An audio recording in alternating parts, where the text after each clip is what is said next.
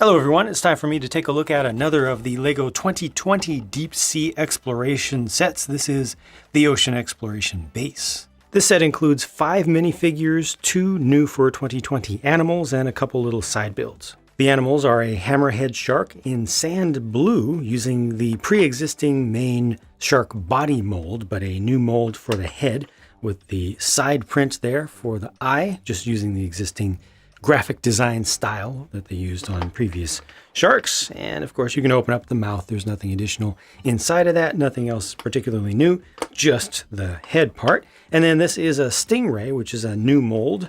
It's just a single piece. It's done in dark tan. They've got this in multiple sets this year. They've got the blue spots on top, which I believe are the light royal blue color.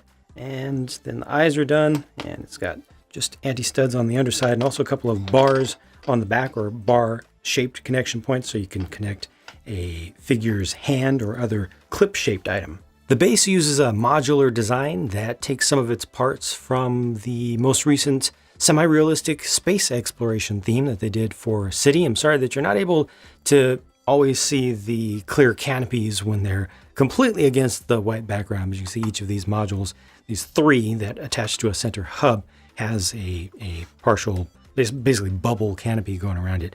But this is a perfect example here of how they've reused that system from the space exploration theme. So this is a connector part, a specialized connector part that makes it really easy to put different modules together. And ultimately here, like with, again, the space stuff, they have a center hub. In this case, it's completely open around the back, which is a little bit disappointing, and there's not much detail in there. Like, it would be really nice to imagine figures moving back and forth between the different modules. And I mean, I guess you can think of that opening over there being enough for them to swim through if this is a wet module. But I would want to think of this as an airlock area here for divers to come in and out, and for all of the interior space. Just thinking of it from an imaginative perspective, I would want all of the interior space to be thought of as dry, just personally. So here's the 3rd module over here. I'm actually going to start taking off the modules with this one, because this is a full-on submarine. It's fully intended to just go off and do its own thing. This is based around a very specialized and rather large part. Most of the bulk of this is a single piece. Again, introduced originally with the space theme, just what was that, a year or 2 ago now? I don't know, time is moving rather fast, but most of what you see there is a single piece. So not really built up a lot. Makes it much easier to get this together and to have it durable enough to pull off and put back on, not worry about things too much. You can put plenty of cargo inside of there, but to me, it just feels a little bit less like Lego when they do things to that degree. I don't mind something like this so much. This is mostly one piece here, and it's just used across the top. All the decorations, or almost all the decorations you'll see in this entire set, are accomplished with stickers from a single sheet. This one has the thrusters that are able to be rotated around just a little bit, and then it also has these robot arms, which have hooks for hands. It's a little bit different. I would have preferred something that had some friction in it, so you can actually pose the hands themselves. But then these can go up and down. You can bring them forward, change the angle a bit, bring it out, swing it out. So most of that works pretty well, and you can hold on to a bunch of things, including any item that has an anti-stud on it with this. I like all of the lights going around this. They just use the ice cream cone piece in black with a single tile on the front for each. And this canopy opens up to allow you to put a single figure right in there. Once again, they don't really give you that imaginative possibility of having someone travel through one of the modules. So in this case, you can imagine there's a door there, I guess, but it's ultimately, it feels clearly like exactly what it is, mostly just one big piece of plastic. This module, per the sticker, is the control room, and also per the sticker, access is from the top. So the suggestion is that this is a port or a hatch where divers would go through, but that doesn't actually open up. Instead, that loop just allows you to grab this, and this actually works pretty well with this small, very simple crane unit over here. If you want to rearrange the modules around, you can do that easily. Just use your hand to loosen it up a bit, and then you can actually help things to happen with the use of this crane. Alternately, if you wanted to, so I'm just going to put this back into its little slot right there. You could use this to open the hatch for us humans, you know. Just pulls the entire top off instead. It's just more convenient that way. So yeah, that works for us. I'll go ahead and pull this off so you can see the interior a little bit. There's really not much going on with a single chair that's able to spin around.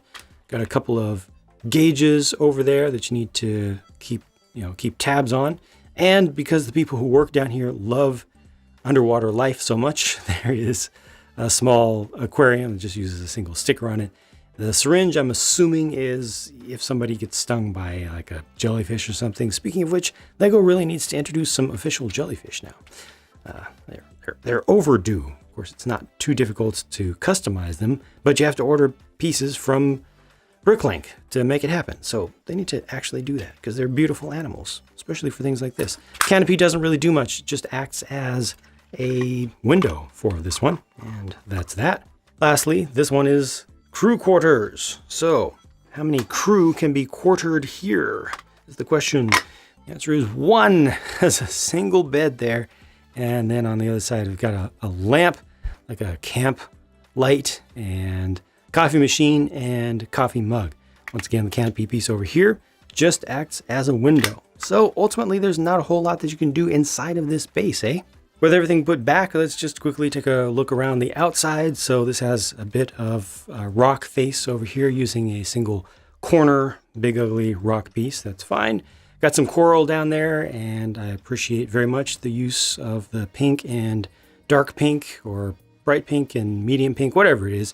Basically the magenta and actual pink colors together to add some nice color to that. And then this is just Seabed down here, has a single crab that's hanging out. Otherwise, it's fairly plain. You know, they've got these stands or struts that hold the whole platform up.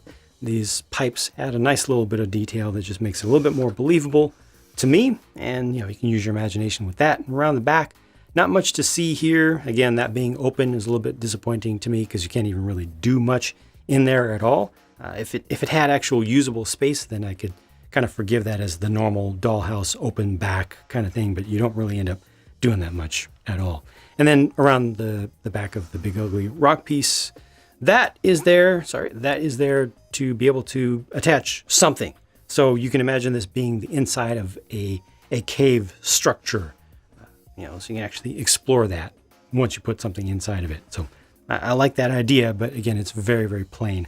Things you might find around the sea floor include this old bottle, a partially decomposed, I'm supposing, bike frame. This is a license plate, old license plate. And then this is a treasure chest. Well, that's the most interesting thing here. Coolest thing. Comes with a nice assortment of different colors of gems within it. So you can find those, and just to add a little bit of extra play value, they also have this for doing resupply missions. A couple of compressed air tanks and a supply box on the back. You can put whatever you want in there that will fit. And this has a loop on it to allow you to grab it with either the crane from this set or from one of the boats, either from the current theme or the previous deep sea exploration theme that's completely compatible with this one as well. And, either send these up to the surface to get replenished and maybe send some artifacts up, or bring this down to have supplies for this base to continue operations. This little remotely operated vehicle is great. I love its shaping. I think it looks rather realistic. It doesn't use too many pieces. And it's just super cool. A really, really good use of a limited number of pieces. You have a little bit of articulation here with the arms. Those can actually grab onto things. You could rotate that around if you wanted to have those go out instead, or have one go out. This is really, really good basic design work here. This probably could have been sold as like a poly bag or something, maybe with one figure though. And yeah, it's perfect basically for what it is. Here are a few of the figures with maybe a program manager or project manager on the left, a scientist who stays dry in the lab in the center, and a diver fully suited up on the right, dark blue color for the diving equipment there, which is basically just a single headgear piece. Good prints around the backs of the torsos. No alternate faces for any of these, but I do want you to see the front of this torso as well as we swing that back around. And there we go. We want to show the metallic shine on it. And then here are a couple of additional divers from a different team, I'm assuming, just different colors and different type of equipment. The helmet is a new piece for 2020. It works well with the old style of air tanks there. The helmets are dual molded, so they have the trans light blue built into them to create the lenses for the lights above and also for the visor section. The torsos are identical between these, the legs are identical between these.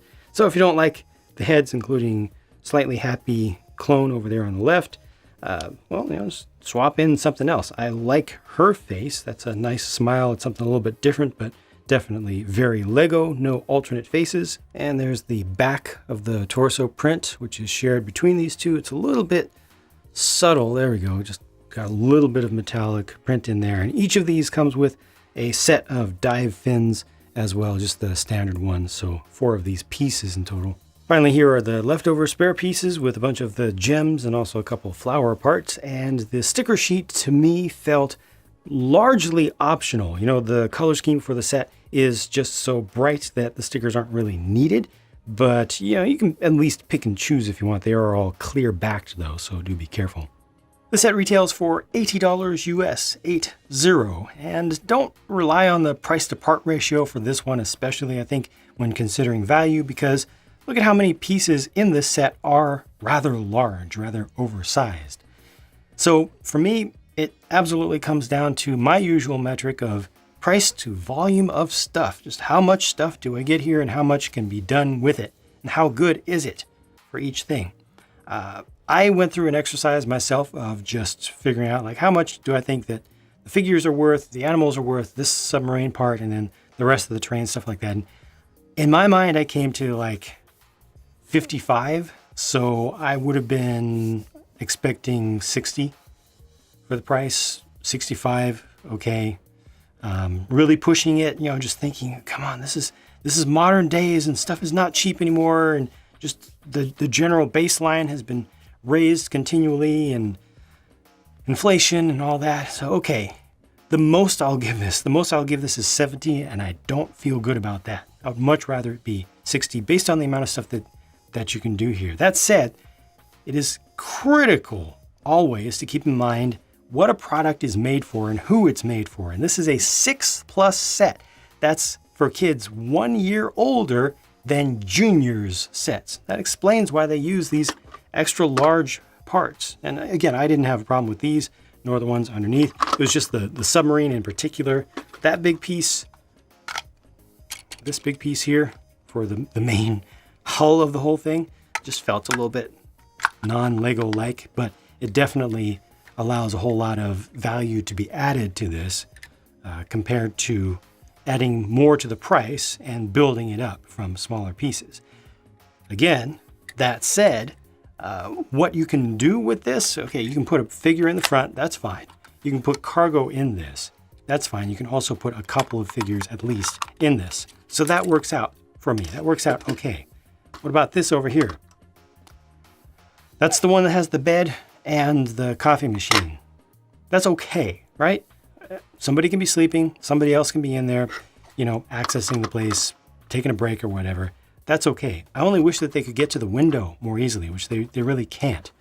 You can make it happen, but it feels very forced. I would like to be able to come to an R&R wing of an underwater research station and just look around and just enjoy the view outside. The figures can't really do that here. This module then, one figure fits in there, can't get to the window, kind of weak. The whole center section, the main hub of it, is not a gathering place. It's not something that is accessible to the other modules. The back of this is closed up, doesn't even have the suggestion of a hole or a way to open it up. The passageways to get figures through to the side modules are unrealistically small. Like when I say unrealistically, I'm not talking about realistic to real world, but just you can't expect a kid nor an adult to go through the gymnastics, the physical gymnastics, to get a figure to go through there, to even, you know, force the play pattern to work for people going around doing stuff in here. So ultimately, it's just not effective for play.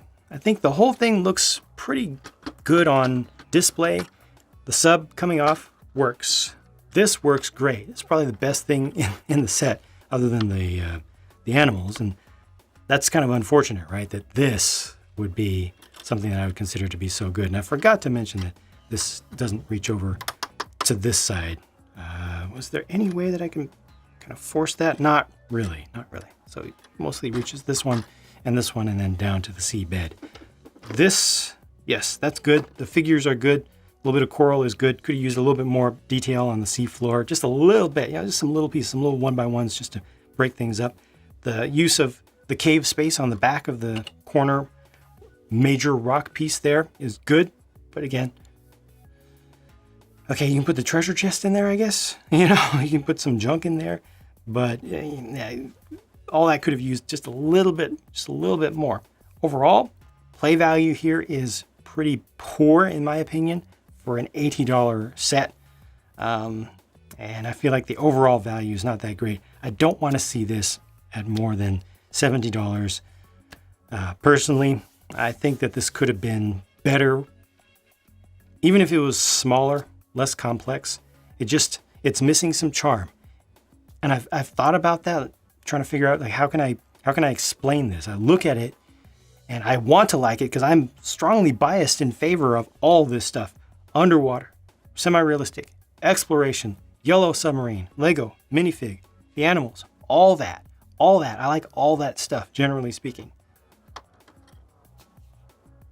But I don't like this nearly as much as I want to or wanted to in advance. It feels like a letdown. Can't even really use these to get in and out. Like, there's just so many little things for play and interaction with the minifigs that are just missing here, that just aren't quite good enough, in my opinion. Just one person's opinion, though.